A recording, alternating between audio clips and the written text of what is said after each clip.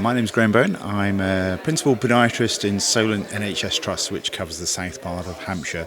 And I've been in diabetes for about 30 years of my career.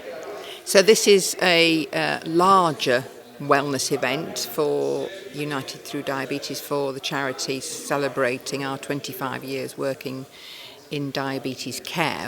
What are you presenting today to people in your session? Well, I'm very honoured to be invited to attend today and very excited about the day. So I've got two sessions running today, one for type 1 and one for type 2 patients with diabetes. So my title is putting your best foot forward.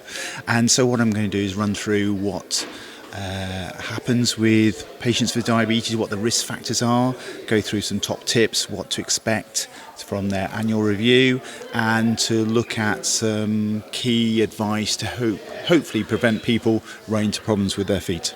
Are feet things that people forget about? They are indeed. Feet are very neglected, very overlooked. We just put on our shoes, walk around, take our shoes off at the end of the day, and probably don't look at our feet as often as we should.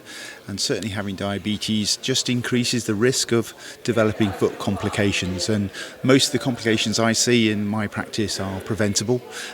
So from good surveillance and good awareness, you can prevent a lot of foot problems. And what do people need to keep in mind? You often talk about foot scores, don't you? Yeah, there's foot score, what they call risk score at the present moment. So a patient group of patients with diabetes have low risk, moderate risk, high risk, and then ulcerated active foot disease. So low risk means that they've got intact sensation and good circulation, and they're no more at risk of developing a foot problem than the rest of the population.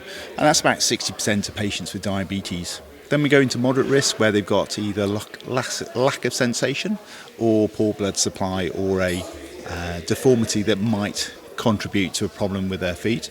And that makes up about 20-25% of the population. And then we go up to the high-risk patients, so those people who've had a foot ulcer and they've healed, or they've got significant lack of sensation or poor circulation, or they're on renal replacement therapy, so on dialysis, so that increases foot risk dramatically. And then the top 5% are patients with active foot disease who've either got a foot ulcer, had an amputation, whether in the foot or the leg, or have a condition called Charcot, which we're seeing more and more. So why are these days so important? These days I really love because you've got time to spend with patients with diabetes to get those little key messages across, to answer questions, but to spend time with people is really key, and it's lovely to be outside the workplace to do that, and it's a very relaxed environment, and the team have always made me feel extremely welcome, and I really enjoy these days, so I really get a lot out of them, and I hope the public who attend these events really do as well.